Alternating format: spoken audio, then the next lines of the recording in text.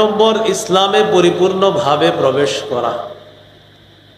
সূরা বাকারার 208 নম্বর আয়াতে আল্লাহ তাআলা বলেন, ইয়া আইয়ুহাল্লাযীনা আমানু দুখুলু ফিস-সিলমি কাফা। হে ঈমানদারগণ, তোমরা ইসলামে পরিপূর্ণভাবে প্রবেশ করো। সিলমুন শব্দটি সিনের উপরে জবর দিয়ে পড়া যায়, সিনের নিচে জের দিয়ে পড়া যায়। সিনের নিচে জের হলে হবে সিলমুন, অর্থ হবে ইসলাম। সিনের উপরে জবর হবে সালমুন, অর্থ হবে শান্তি। যদি হয় উদখুলু ফিস সালমি কাফা, অনুবাদ হবে তোমরা শান্তিতে পরিপূর্ণভাবে প্রবেশ করো। আর যদি হয় ফিস সিলমি কাফা, তাহলে অর্থ হবে ইসলামে পরিপূর্ণভাবে প্রবেশ করো। সাহাবায়ে কেরামের বিশাল জামাত, তাদের দাবি হলো এখানে সিলমুন পড়াটাই বেশি উত্তম, অর্থাৎ ইসলাম অর্থ নেওয়াটাই উত্তম। সুতরাং আমরা আয়াতের অর্থ নিব, হে ঈমানদারগণ, তোমরা পরিপূর্ণভাবে ইসলামে প্রবেশ করো। তাহলে আপাতত মুসলমানের 9 করণীয়র 1 নাম্বার করণী, কোথায় পরিপূর্ণভাবে প্রবেশ করা? এখন গুরুত্বপূর্ণ কথা, ইসলামে আমি পরিপূর্ণভাবে প্রবেশ করেছি কিনা এটা জানার মৌলিক 5টা আলামত আছে। প্রথম হলো ইসলামে পরিপূর্ণভাবে প্রবেশ করা। তো মনে করেন করলাম, বলতেছি হুজুর জি আমি প্রবেশ করলাম। এখন আপনি ইসলামে পরিপূর্ণভাবে প্রবেশ করেছেন কিনা আপনার মধ্যে 5টা আলামত যদি দেখা যায়, তাহলে আশা করা যায় আপনি ইসলামে পরিপূর্ণভাবে প্রবেশের চেষ্টা চালাচ্ছেন। কয় আলামত? এই 5টা কিন্তু এই 9টার মধ্যে না। নয়া কথার প্রথম কথা ইসলামে পরিপূর্ণ প্রবেশ করা। আর আমি পরিপূর্ণ ইসলামে প্রবেশ করলাম কিনা, ইসলাম আমার মাঝে পূর্ণাঙ্গ আছে কিনা, এটা জানার জন্য মৌলিক কয়টা লক্ষণ দেখতে হবে? 5টা। বলেন আমার সাথে, আত্মসমর্পণ, ইখলাস, বিশুদ্ধ আকীদা, আখলাক, লেনদেন, এই 5টা। 1 নম্বর আত্মসমর্পণ করা আল্লাহর কাছে।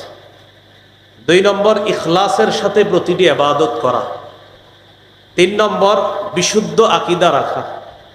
4 নম্বর উত্তম চরিত্রের অধিকারী হওয়া। 5 নম্বর লেনদেন স্বচ্ছ থাকা। এই 5টির মধ্যে প্রথম লক্ষণ হলো আল্লাহর কাছে আত্মসমর্পণ করা। সূরা মুমিন বা সূরা গাফিরের 66 নম্বর আয়াতে আল্লাহ তাআলা বলেন, কুল ইন্নী নুহিতু আন আ'বুদাল্লাযীনা তাদউনা মিন দুনিল্লাহ লাম্মা জাআনিয়াল বায়্যিনাতু মির রাব্বি ওয়া উমিরতু আন উসলিমা লিরাব্বিল আলামিন। আল্লাহ তাআলা নবীকে বলেন, হাবিব আপনি বলেন, ইন্নী নুহিতু আন আ'বুদাল্লাযীনা তাদউনা মিন দুনিল্লাহ, তোমরা আল্লাহ ছাড়া যাদেরকে ডাকো তাদের ইবাদত করতে আমাকে নিষেধ করা হয়েছে। তোমরা আল্লাহ ছাড়া যাদেরকে ডাকো তাদের ইবাদত করতে আমি নবীকে নিষেধ করা হয়েছে।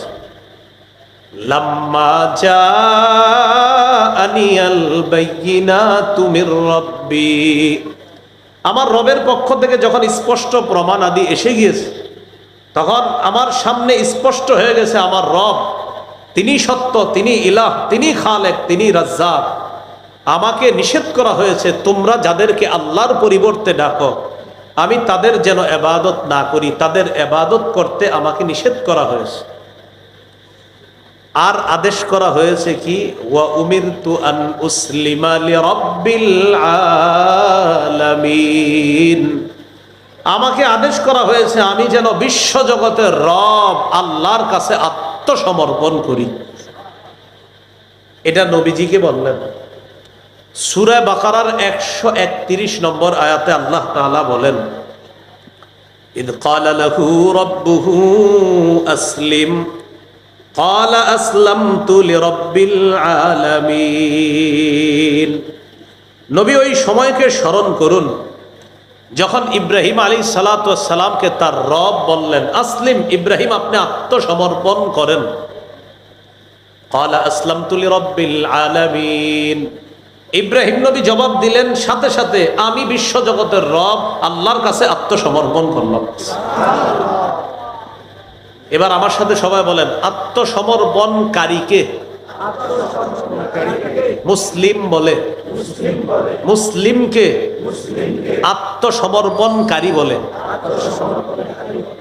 ইব্রাহিম নবী বলেন, আত্মসমর্পণকারী পিতা হিসাবে সন্তানদের ধর্মের নাম রেখেছে ইসলাম, আর তাদের নাম রেখেছে মুসলিম। ইব্রাহিম নবী আমাদের জাতির পিতা, তিনি আত্মসমর্পণকারী। আল্লাহ বলছে আত্মসমর্পণ করেন, তিনি বললেন করলাম। সূরা হজের ৭৮ নম্বর আয়াতে আল্লাহ তাআলা বলেন, মিল্লাতা আবিকুম ইব্রাহিম হুয়া সাম্মাকুমুল মুসলিমিন। ইব্রাহিম আলাইহিস সালাম তোমাদের নাম রাখছে মুসলিম, তোমরা আত্মসমর্পণকারী জাতি, এই নামে তোমাদেরকে তোমাদের পিতা ইব্রাহিম নবী অভিহিত করেছেন। তাহলে আমরা আত্মসমর্পণকারী জাতি মানি আমরা মুসলিম, আমরা মুসলিম মানি আমরা আত্মসমর্পণকারী জাতি। বলেন তো ইসলামে পরিপূর্ণ প্রবেশ করেছি কিনা এটার কয় আলামত? ১ নম্বর, আমি আত্মসমর্পণকারী মুসলিম কিনা।